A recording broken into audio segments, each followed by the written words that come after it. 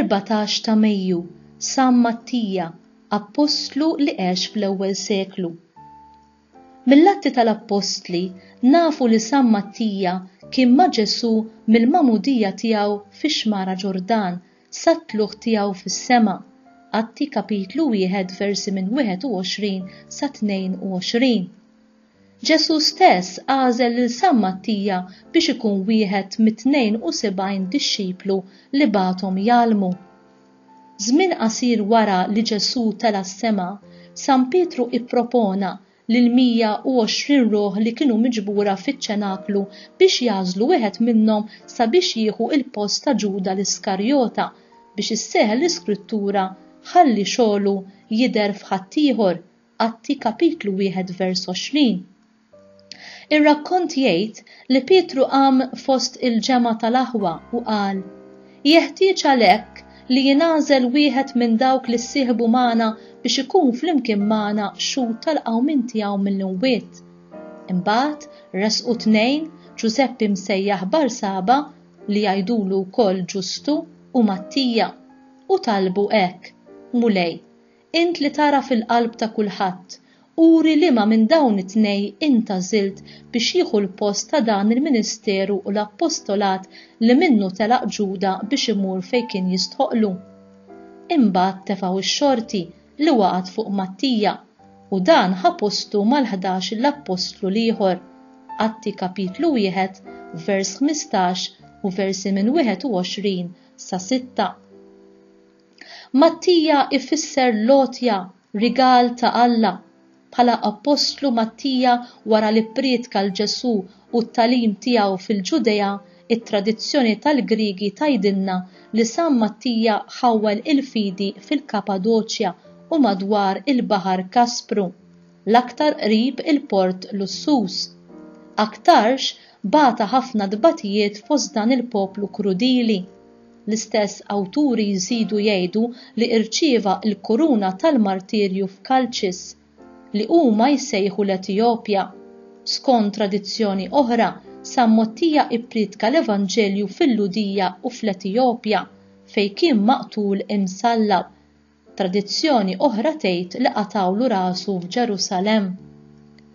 U patrun tal-ħajjata, tal-mastrudaxxi u ta' dawk li jaqtaw il-vizzju tax-xorb u imsejjaħ kontra l-mard tal-ħosba. Il-Latini kienu jżommu l-festa tiegħu fl-24 ta' Frar, iżda fir-riforma tal-kalendarju liturġiku tas-sena 1969 bdiet issir fl-14 ta' Mejju biex ikun qrib il-festa tal-Asċenzjoni ta' Kristu u tal-Pentekoste. Xi fdalijiet tiegħu jintwerew fil-Knisja Abbatetika ta' Trers u f'Santa Marija Maġġore f'Ruma. Hemm min jgħid li dawn tal-aħħar huma ta' Mattija ieħor. Jinsab Vanġelu skont Mattija, iżda dan hu Vanġeliku apokrafu.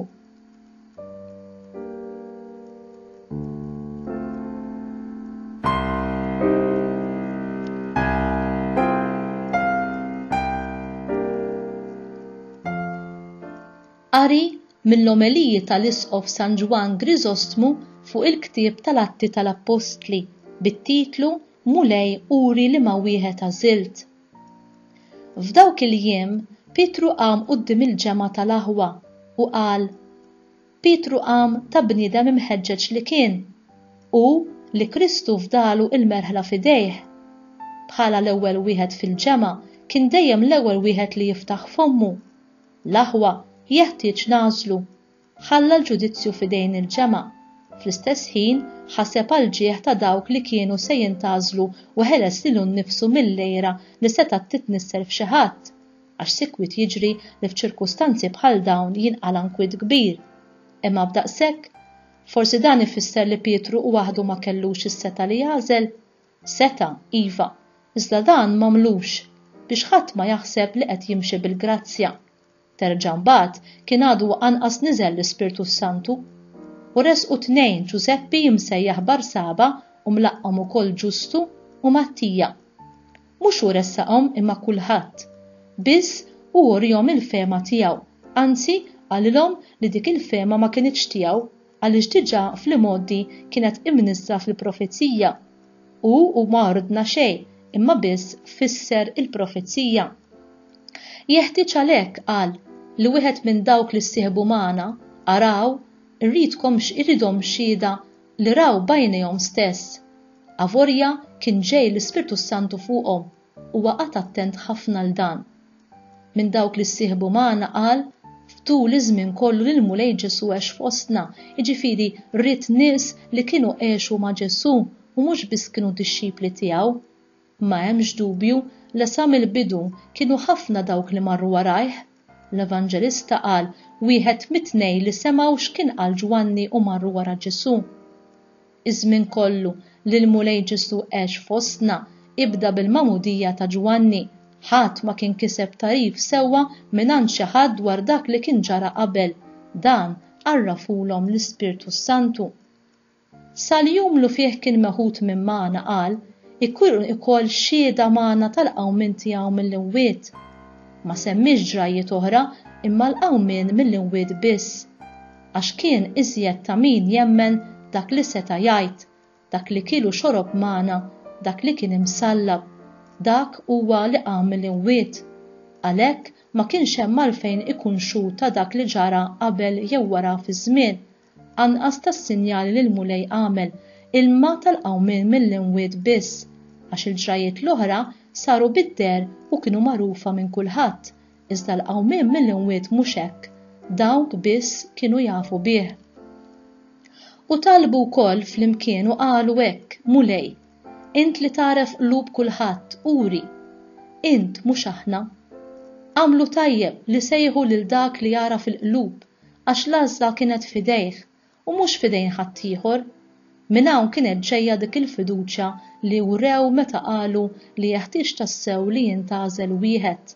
U ma qalux għażel imma uri il-magħżul, uri li ma għażilt qal, għax kienu jafu li Alla jagħżel kollox minn qabel. Imbagħad tefgħu x-xorti, ħassew li għalissa ma kienx jistħoqilhom jagħmlu l-għażla huma stess u għalhekk xtaqu li Alla jurihom b'sinjal.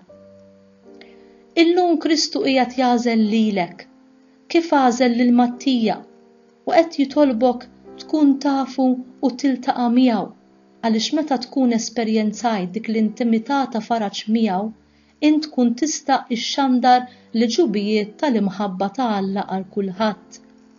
Ġesu għandu relazzjoni unika ma' kull persuna u b'dan ikollna ħila naraw il-wiċċ ta' Kristu f'kull wiċċ uman.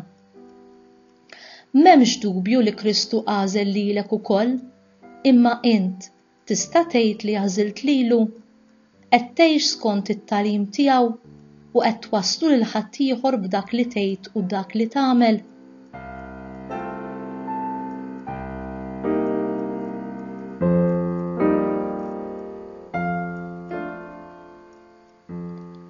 Talba mill-liturġija tas-sigħat.